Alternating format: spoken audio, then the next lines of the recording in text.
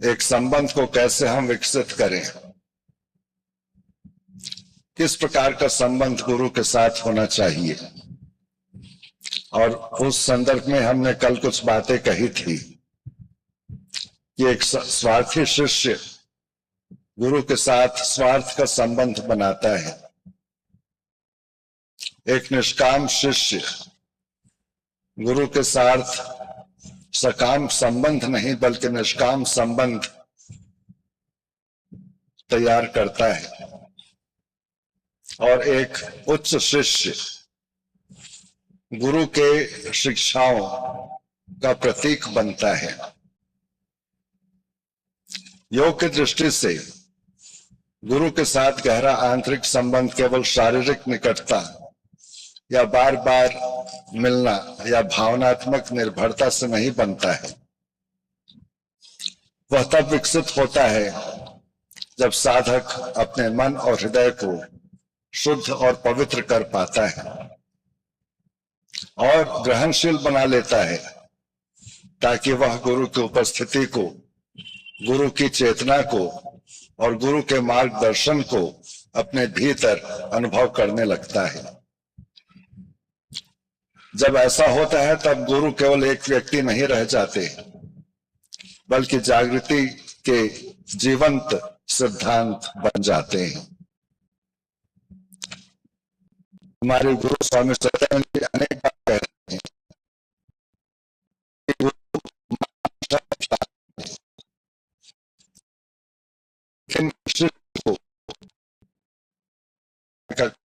करना होता है। है साधना की गंभीरता में, प्रयत्न के गंभीरता में दिखलाई देनी चाहिए। और इस भावना के आधार पर कुछ बिंदु हैं जिनका अगर हम अपने जीवन में पालन करें तो गुरु के साथ आंतरिक संबंध गहरा होते जाता है। पहला पॉइंट है श्रद्धा को विकसित करना। श्रद्धा का अर्थ होता है अटूट विश्वास, और श्रद्धा या अटूट विश्वास वो सेतु है जो गुरु की कृपा और ज्ञान को शिष्य के जीवन के साथ जोड़ पाता है। अगर श्रद्धा नहीं तो वो सेतु भी नहीं जो गुरु की शिक्षा से, गुरु की कृपा से आपके जीवन को जोड़ सके। और श्रद्धा का अर्थ भी होता है गुरु के मार्गदर्शन को सच्चे मन से स्वीकार करना। सुख और कठिनाई दोनों परिस्थितियों में स्थिर बने रहना, संदेह, तुलना या अहंकार को, अपने संकल्प को कमजोर नहीं करने देना। श्रद्धा अंधविश्वास नहीं है, वो साधना है। साधना के अनुभवों से धीरे धीरे श्रद्धा परिपक्व होती है।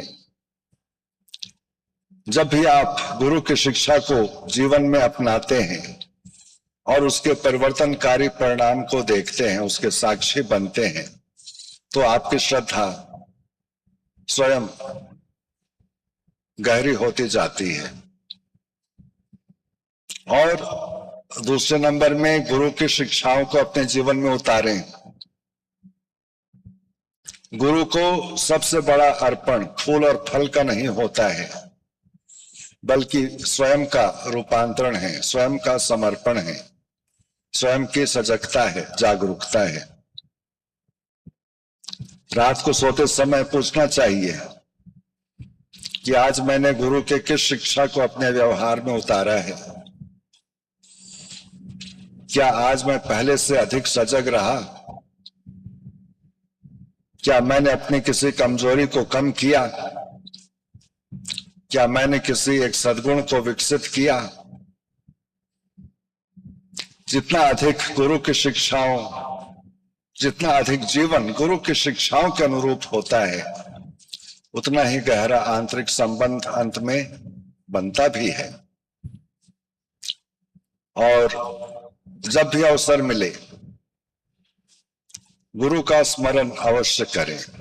जैसे हम लोग अपने बच्चों का स्मरण करते हैं, भगवान का स्मरण करते हैं, वैसे गुरु का भी स्मरण होना है। आंखों को बंद करके शांत भाव से गुरु का स्मरण करें। स्मरण करते समय कृतज्ञता का अनुभव करें, फिर उसी जागरूकता के साथ अपने कार्य में संलग्न हो जाएं। धीरे धीरे यह स्मरण कभी कभार का अभ्यास न रहकर जीवन की सतत धारा बन जाती है। और निस्वार्थ सेवा जो है वो अहंकार को सबसे प्रभावी ढंग से परिष्कृत करती है। इसलिए सेवा जब करना है तो शांत भाव से करें, प्रसन्नता के साथ करें, उत्तरदायित्व के साथ करें, बिना पहचान और प्रशंसा की अपेक्षा के साथ करें।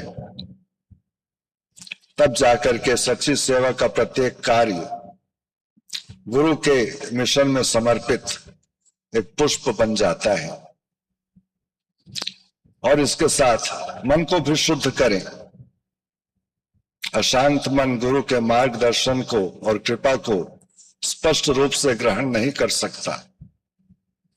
इसीलिए प्रतिदिन मंत्र जप करना चाहिए, ध्यान करना चाहिए, प्राणायाम करना चाहिए, संयमित वाणी, संयमित आहार, डिजिटल संयम और आत्मनिरीक्षण की प्रक्रिया से प्रतिदिन गुजरना चाहिए। जितना मन निर्मल और शांत होता है उतना ही अधिक, उतनी ही सहजता से गुरु का मार्गदर्शन भीतर में अनुभव हम कर सकते हैं। और भीतर सुनना भी सीखना चाहिए। किसी भी प्रतिक्रिया, किसी भी परिस्थिति में प्रतिक्रिया देने के पहले एक बार तो निश्चित सोचना चाहिए, यदि गुरु मेरे सामने होते तो क्या कहते, इस परिस्थिति को किस प्रकार हम झेल सकते हैं। यह केवल कल्पना नहीं है, यह केवल विचार नहीं है, बल्कि अपने विचारों को गुरु के विवेक और मूल्य के अनुसार ढालने का अभ्यास है।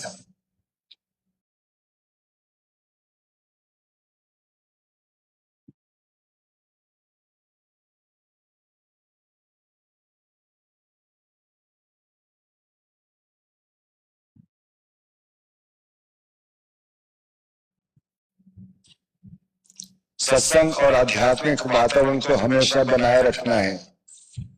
अपने जीवन को जोड़ करके रखना है गुरु के शिक्षाओं के साथ, प्रवचन के साथ, अन्य आध्यात्मिक साधकों के साथ, प्रेरणादायी जीवन चरित्र को अपना करके।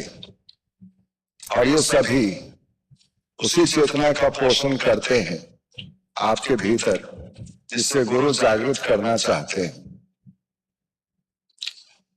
और अंतिम बात,